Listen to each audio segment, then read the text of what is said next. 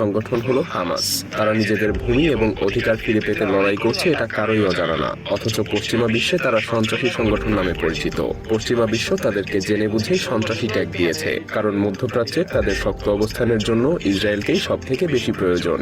তবে ইসরায়েল কি তাদের নিজেদের সামরিক শক্তি এবং পশ্চিমা বিশ্বের সহায়তায় পৃথিবী থেকে হামাসের নাম একেবারে চিরতরে মুছে ফেলতে পারবে? এর উত্তর হলো না, বরং তাদের নিজেদের নামই মুছে যাওয়ার সম্ভাবনা আছে।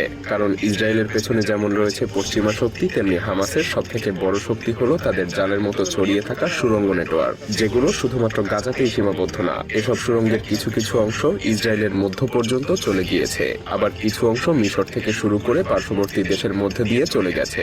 অনেক বিশেষজ্ঞ মনে করেন হামাস গাজা শহরের নিচে যেন আরেকটা গাজা শহর তৈরি করে ফেলেছে। তাদের মতে হামাস প্রায় 50,000 কিলোমিটার দৈর্ঘ্যের টানেল নেটওয়ার্ক তৈরি করে রেখেছে। এটা যে আসলে কত বিশাল একটা দূরত্ব তা আপনার কল্পনারও বাইরে। বলা যায় এই দূরত্ব অতিক্রম করলে আপনি আমাদের পৃথিবী থেকে পাঠানো কোনো স্যাটেলাইটের নাগাল পাবেন। এসব সুড়ঙ্গ নেটওয়ার্ক ব্যবহার করে হামাস কিভাবে তাদের প্রতিরোধী আক্রমণ চালায় এবং এসব সুড়ঙ্গ তাদেরকে কিভাবে রক্ষা করে, সেই সাথে আমরা আরো জানবো ইসরায়েল বারবার ঘোষণা দিয়েও কেন এবং কোন ভয়তে গাজাতে স্থল অভিযান চালাতে পারছে না।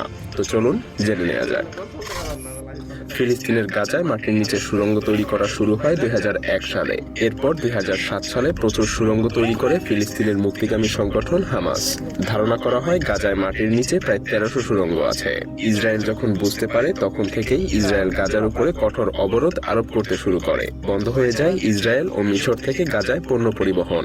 আর সেই সময়ে গাজায় তখন চরম খাদ্য সংকট দেখা দেয়। আর তাই বাধ্য হয়েই হামাস আবারও মিশর সীমান্তে আরো 2500 সুড়ঙ্গ তৈরি করে। এইসব সুড়ঙ্গ দিয়ে তেল, অস্ত্র এবং প্রয়োজনীয় সব পণ্য আনা নেওয়া করা হতো। তবে 2010 সালে ইসরায়েল সীমান্তে পণ্য আনা নেওয়ার নিষেধাজ্ঞা তুলে নেয়। তখন থেকে মিশরের সীমান্তবর্তী সুড়ঙ্গগুলোর গুরুত্ব কমে যায়। এরপর কিছু সুড়ঙ্গ ইসরায়েলের চাপে মিশর ধ্বংস করে দেয়, আর কিছু বন্ধ হয়ে যায়। সুড়ঙ্গগুলো নষ্টের পর হামাস ইসরায়েলের উপর প্রতিশোধ নিতে আরো সুড়ঙ্গ তৈরি করে। আর এসব সুড়ঙ্গ শুধুমাত্র হামাসের সদস্যরাই ব্যবহার করতে পারে। জনসাধারণের প্রবেশ এখানে নিষিদ্ধ।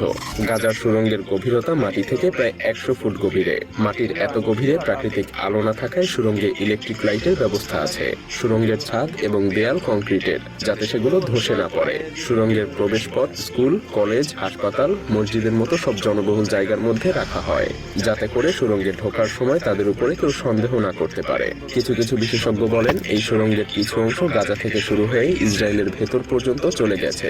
এসব সুড়ঙ্গগুলো সাধারণত হামাস তৈরি করে মাত্র একবার হামলা চালানোর জন্য, কারণ একবার হামলা চালানোর পরেই ইসরায়েলি বাহিনী এগুলো শনাক্ত করে ধ্বংস করে দেয়। আর তাই পরবর্তীতে এগুলো আর কখনোই ব্যবহার করা যায় না। সবচেয়ে উন্নত সুড়ঙ্গগুলোর মধ্যে হামাসের নেতারা বাস করে, যেখানে থাকে কমান্ড এবং কন্ট্রোল সেন্টার। আবার কিছু সুড়ঙ্গ অস্ত্র এবং গোলাবারুদ মজুত করার জন্য ব্যবহার করা হয়। 2014 সাল পর্যন্ত হামাসের সুড়ঙ্গ তৈরির কাজে 900 জন লোক প্রতিনিয়ত সুড়ঙ্গ খুঁজে যেত। এক একটা সুড়ঙ্গ তৈরি করতে প্রায় 3 মাস সময় লাগতো। প্রত্যেকটা সুড়ঙ্গ তৈরিতে ব্যয় হয় প্রায় 1 কোটি টাকা। আর সুড়ঙ্গ তৈরির আইডিয়া নেওয়া হয়েছে ইরান এবং উত্তর কোরিয়া থেকে। 2014 সালে ইসরায়েল একটা অভিযান চালায়। সেই অভিযানে হামাসের 32টা সুড়ঙ্গ ধ্বংস করা হয়। এর মধ্যে 14টাই ছিল গাজা থেকে ইসরায়েলের একেবারে ভেতর পর্যন্ত।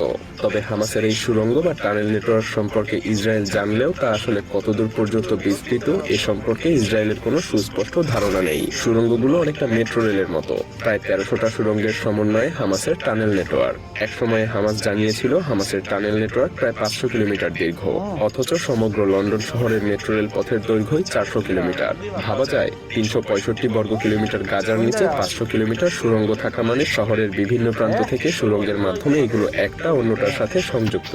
কিছু কিছু বিশেষজ্ঞ